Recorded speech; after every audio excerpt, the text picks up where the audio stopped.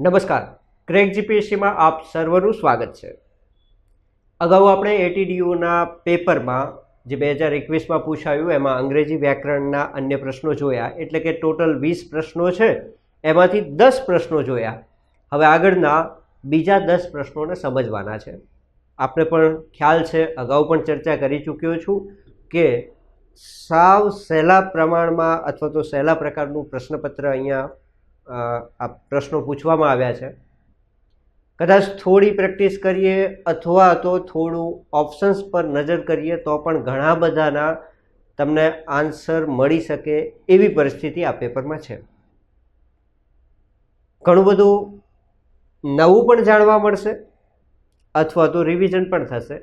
તો જોઈએ, આગળ વધારીએ આ સિરીઝને અને પહેલો પ્રશ્ન અહીંયા જોઈએ। A strange bird came out from its nest while I dash to take a stroll, means to take એનું અહીંયા યોગ્ય રૂપ મૂકવાનું છે કાર્ડ મુજબ। અ સ્ટ્રોલ એટલે આપણે સામાન્ય ભાષામાં સહેજ લટાર મારવા જતા એવું કહીએ છીએ ને, આંટો મારવો, લટાર મારવી, આવું બધું શબ્દ હોય છે। અને ગુજરાતીમાં કહીએ તો એમ કહેવાય કે સહેલ કરવી, થોડુંક નાનો પથ કાપી અને ફરવું, આંટો મારવો, એટલે તમે સમજી ગયા, એને સ્ટ્રોલ કહીએ છીએ। A strange bird came out from its nest, તેના નેસ્ટ માળામાંથી કેમ આઉટ, આ તમને કાર્ડ દર્શાવી દીધો। કેમ આઉટ, બહાર આવ્યું હતું। જો આ બધું કામનું છે તમારા માટે, અન્ય પરીક્ષાઓ માટે અથવા તો અન્ય ખાલી જગ્યાઓ માટે। કેમ આઉટ, બસ અહીંયા ખાલી જગ્યા આપી શકે ફ્રોમમાં। Came out dash it's nest, તો તમારે ફ્રોમ વાપરવાનું છે। તો આ ક્યાંકનું ક્યાંક તમને નવું મળતું જ હોય છે, માત્ર નજર કરવાની। A strange bird came out from its nest while વાપર્યું અને પછી લખ્યું કે આઈ। ચાલો પહેલાં તો એ સમજો કે આ કાળ ભૂતકાળમાં છે, ફરવા ગયો મીન્સ કે ફરવાનું છે, અને કેમ આઉટ બહાર આવ્યું હતું, એનો મતલબ પહેલાં ફરવા ગયો હતો એની વાત છે, એટલે વર્તમાન કાળની તો કોઈ વાત નથી। ટેક લેવાની કોઈ જરૂર નથી, યસ, વિલ લેવાની કોઈ જરૂર નથી। હવે વિલ બી ટેકિંગ અ સ્ટ્રોલ, આંટો મારવા જઈશ એવું તો છે જ નહીં, કારણ કે બર્ડ આવી ગયું છે। ચલો, હેડ ટેકન અને વોઝ ટેકિંગ છે, આ બે કદાચ ભૂતકાળમાં છે એવું દર્શાવી શકાય આપણે।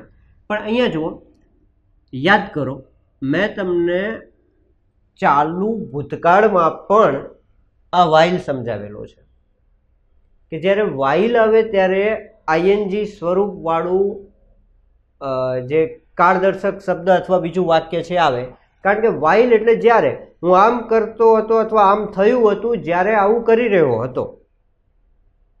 અને આ કાળને ખાલી ચાલુ ભૂતકાળને તમે ફરીથી એ વિડીયો જોશો તો ત્યાં મેં હાઇલાઇટ પણ કરી બતાવ્યું છે। વેન અને વાઇલ ક્યારે ક્યારે યુઝ કરવા એ થોડુંક નજર નાખજો।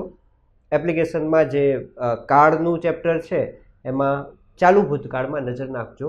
વેન અને વાઇલ બંને વાપરી અને ડિસાઇડ કરી બતાવ્યા છે। આ બંને અલગ અલગ તમને ખ્યાલ આવશે તો તરત ખબર પડે કે આ ત્યારે ચાલુ કાળ બતાવવા માટે છે, પણ ભૂતકાળનું વાક્ય છે એટલે ચાલુ ભૂતકાળ આવે તો તરત ખબર પડે કે ભાઈ was taking while I was taking a stroll. બરાબર, જો થોડો ખ્યાલ આવત તો તમને ઓપ્શનમાં ખ્યાલ આવી જાય એવો છે।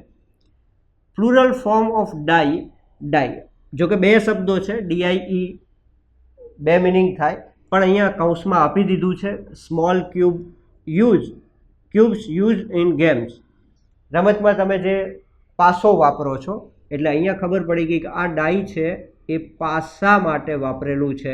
અને મેથ્સમાં જો કે મારા માટે નવું નથી આ શબ્દ, વારંવાર પ્રશ્નમાં ડાઇસ લખેલું જ આવતું હોય છે। 2 ડાઇસ, 3 ડાઇસ, જ્યારે બે પાસાને ફેંકતા, 3 પાસાને ફેંકતા સંભાવના શું મળે, તો આ પણ નવો શબ્દ નથી, એટલે કે બહુવચનનું રૂપ લખવાનું છે। તો ડાઈ પાસા માટે જો વપરાયું હોય તો ડાઇસ।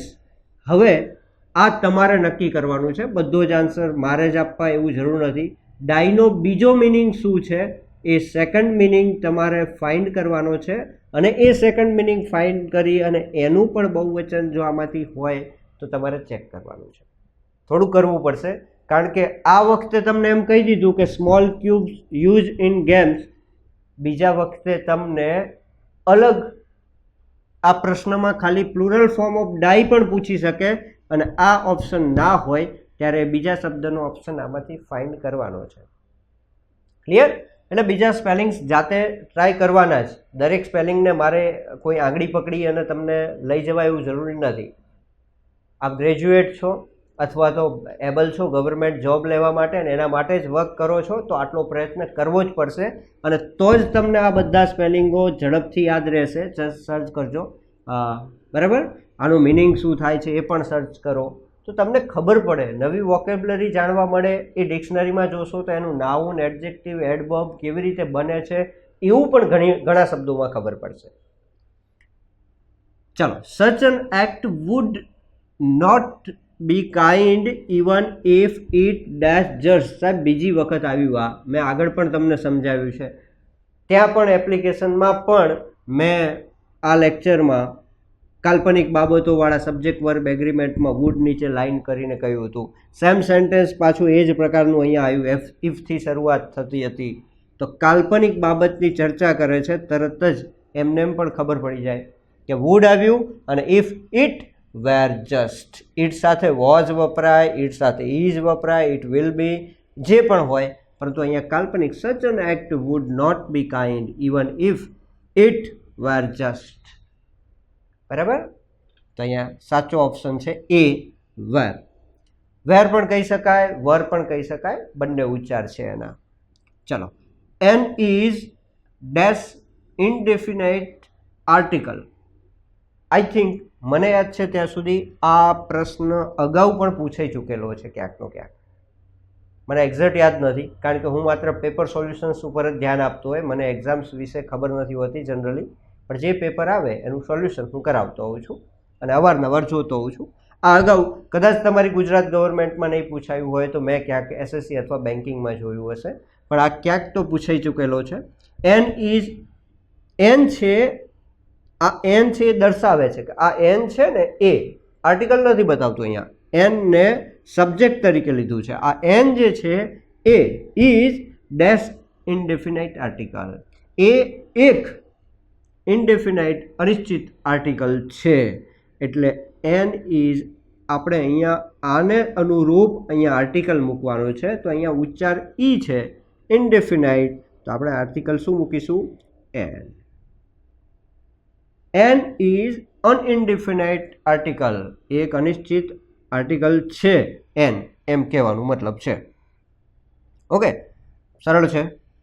કદાચ અગાઉના પેપર સોલ્વ કર્યા હશે, જોયા હશે તો તમને આવડી ગયો હશે. એરેન્જ આખું સેન્ટેન્સ છે, પણ મૂળ ટૂંકમાં સ્લેશ કરી અને આખું વાક્ય આપ્યું છે ને એરેન્જ કરવાનું છે.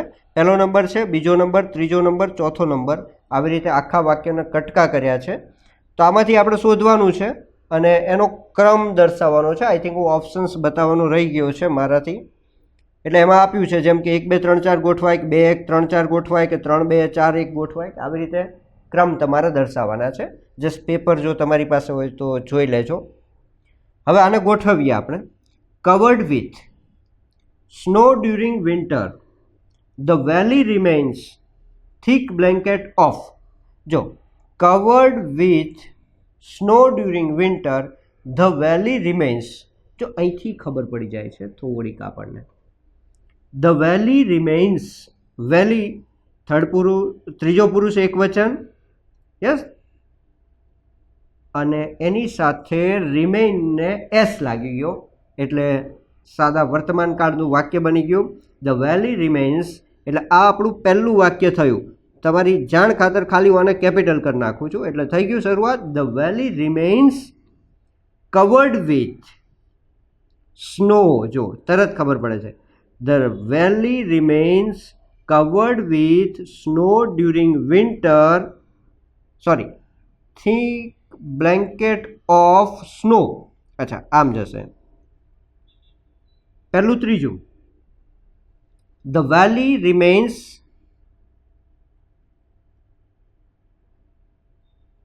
covered with, yes, second,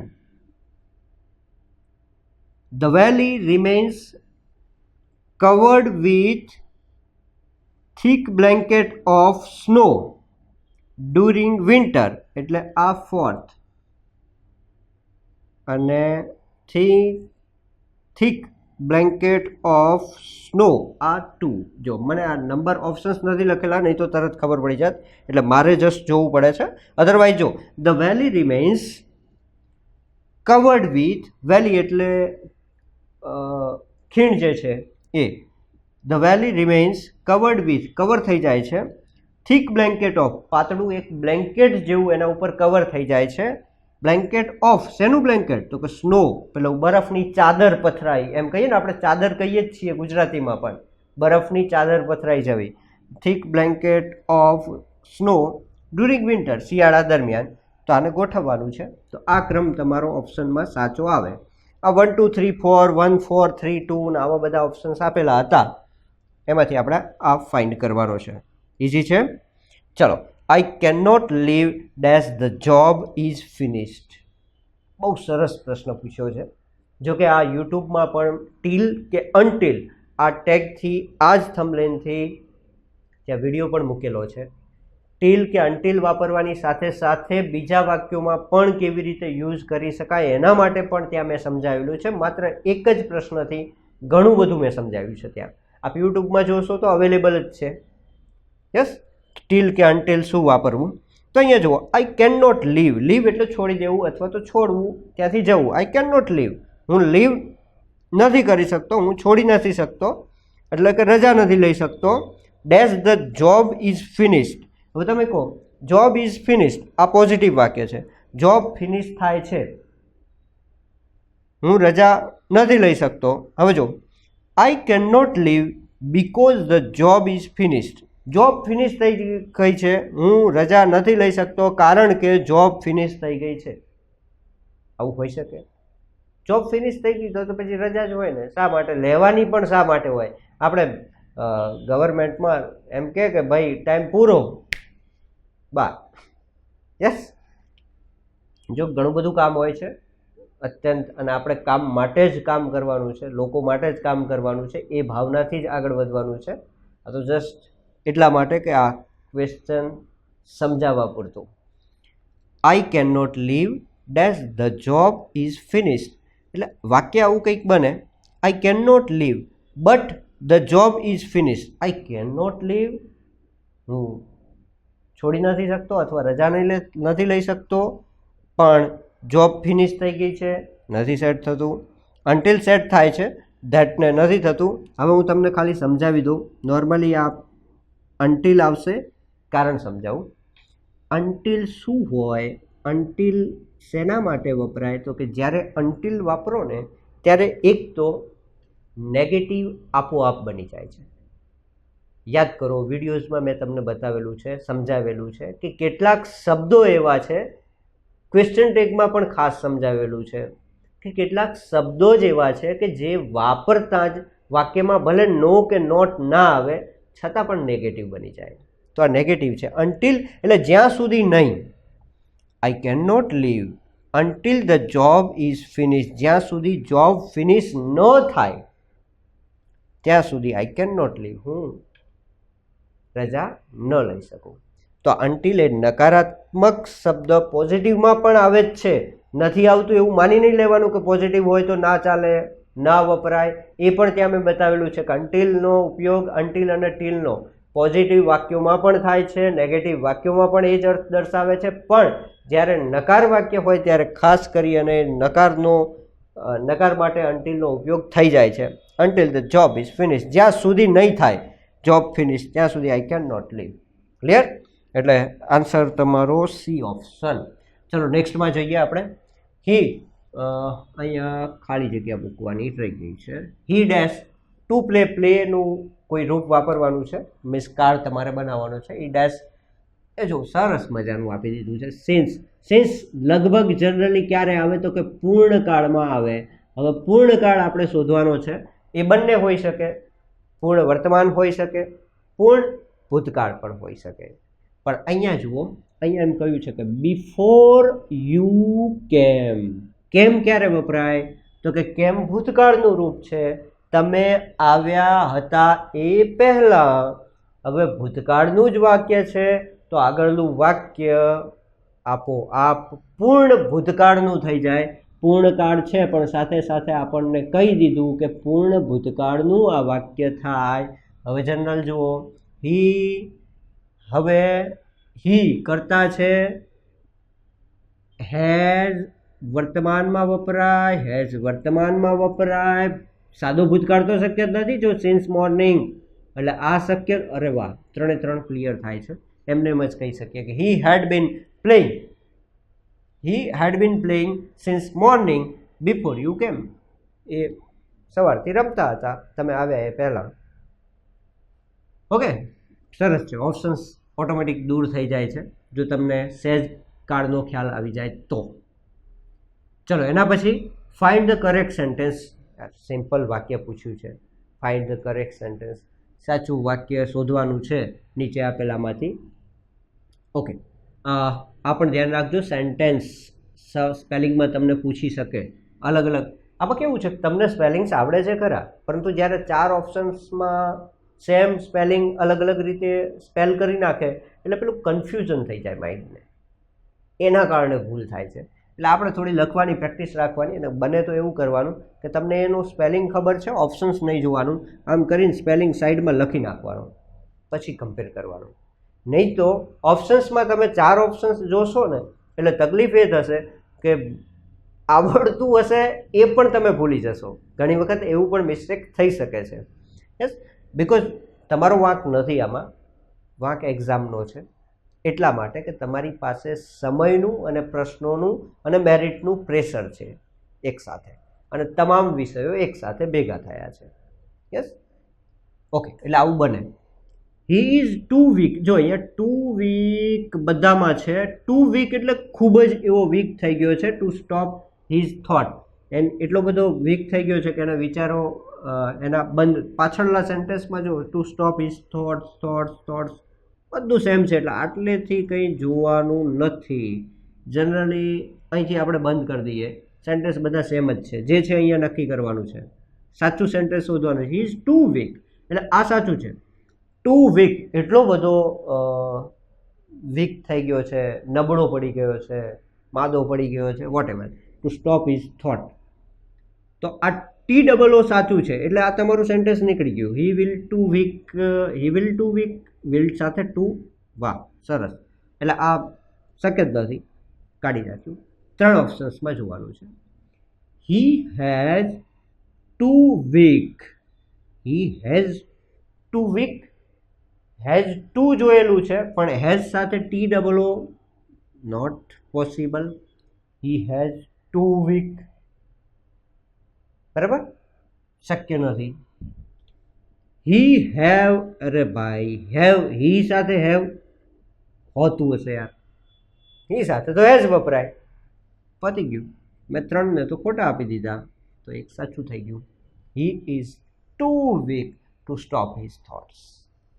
એટલો બધો ઇઝ ટુ વીક, બરાબર. ચાલો, સ્પેલિંગ કરેક્શનમાં હું વધારે નથી કરાવતો કારણ કે આ તમને ખબર હોવી જોઈએ. આ વારંવાર તમે બંધારણમાં પણ આ સ્પેલિંગ જોયો જ હશે જો નજર કરી હોય તો. આ બધું કરવું પડે યાર. તમે કોમ્પિટિશન એક્ઝામની તૈયારી કરો છો ને તમારી નજર સમક્ષ આ નીકળે જ છે, લેફ્ટનન્ટ છે. આ સ્પેલિંગ લેફ્ટનન્ટનો છે, આવું તો હોય જ નહીં. જો કે આમાં મારે બહુ બતાવવાની જરૂર નથી. આના બધા રૂટ વર્ડ્સને એમાં જવાનું ના હોય. આ તમારી જનરલ રૂટિનમાં શબ્દો છે જે વપરાય જ છે. યસ, તો આ પહેલો ઓપ્શન સાચો છે, બીજા રોંગ છે, એ ખબર પડી જાય છે. જો આના ઉપરથી પણ આને તમે રોંગ આપી શકો, આવી રીતે ના લખીએ. જો 1-2 વાર લખ્યા હોય તો કદાચ અહીંયા તમને કન્ફ્યુઝન થાય તો ટેનન્ટ ખબર હોય તો તમને ઓટોમેટિક ખબર પડી જાય. યસ, ચલો, નથી લેતો બહુ સમય આમાં, જોઈ લેજો તમે એટલે ખ્યાલ આવી જશે. Frame the question two get the underline part as answer. નીચે અંડરલાઇન જે કર્યું છે ને એ તમારા જવાબ સ્વરૂપમાં જોઈએ એવો પ્રશ્ન બનાવવાનો છે. Mister Joshi taught science to his neighbours. એમના પડોશીઓને મિસ્ટર જોશી સાયન્સ એટલે વિજ્ઞાન શીખવાડતા હતા. આ જવાબ તમારે લેવાનો છે. તેમના પડોશીઓને. આ શેના જેવું વાક્ય થયું ખબર છે? કેટલાક લોકોને ટેવ હોય છે અથવા મોટી ઉંમરના હોય, તમારી સાથે વાત કરે એટલે એમ કે એક ગામમાં 700 માણસ હતું. પછી તમને પાછું પૂછે કેટલા, એટલે આપણે પાછો આન્સર આપવાનો 700 એમ કહીએ તો એમની વાર્તા આગળ વધે. સેમ આ એ જ પ્રકારનું થયું. આપણે આ વસ્તુ એમ કહીએ ને ક્વેશ્ચન ટેગ જેવું એક બનાવે. એટલે અહીંયા આ જવાબ મળે એવી રીતે. એટલે જો હું પૂછું mister Joshi taught science to his neighbours. Mister Joshi જે છે, શ્રીમાન જોશી, આ ઘણા બધા આવું ટિપિકલ ગુજરાતી કરતા હોય છે ને, શ્રીમાન જોશી. એમ મને થોડું ઓડ ફીલ થાય આમાં. Mister Joshi taught science to his neighbours. Mister Joshi તેમના પડોશીઓને સાયન્સ શીખવતા હતા. એટલે હું પાછો પૂછું કોને? આ મારે જવાબ જોઈએ છે. તેમના પડોશીઓને.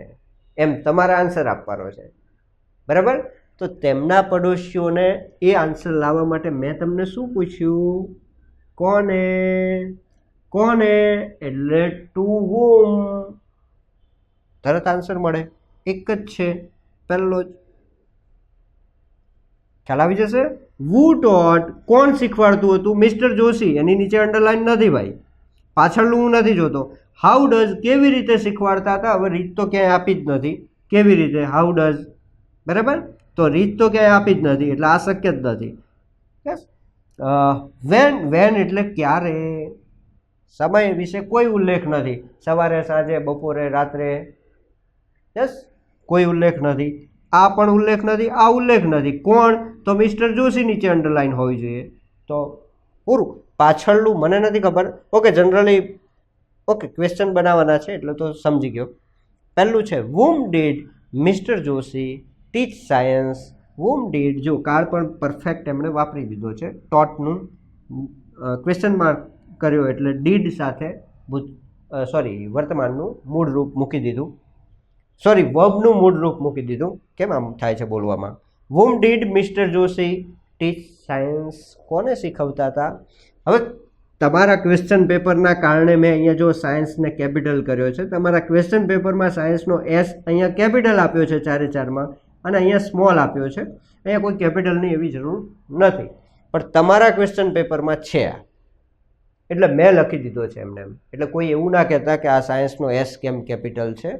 અહીંયા પાછો સ્મોલમાં પણ આપ્યો છે. આપણે એનાથી કોઈ મતલબ નથી. આપણે અહીંયા અંડરલાઇન જે વર્ક જે લખ્યું છે એનો આપણે ક્વેશ્ચન બનાવ્યો. તો આ રીતે એટીડીઓનું એકદમ સરળ પેપર છે. આપને ઘણું બધું જાણવા મળ્યું હશે, અથવા તો તમે જાણો છો તો એનું રિવિઝન થયું હશે. હા, વર્ગ 3ની આવી કેટલીક નોર્મલ પરીક્ષાઓ હોય જે ગુજરાત ગૌણ સેવા લેતું હોય ત્યાં આવા ઇઝી પ્રકારના પ્રશ્નો પણ પૂછે છે. પણ ઘણી વખત એવું થાય છે કે આપણને નથી ખબર હોતી તો ઇંગ્લિશમાં કંઈક હશે, શું હશે, એના હાવના કારણે, આ હાવ નહીં હો, આ હાવની વાત નથી કરતો, પેલો હાવ, ડર, એના કારણે આપણે છોડી દેતા હોઈએ છીએ. આવું ન કરશો, થોડી પ્રેક્ટિસ કરો.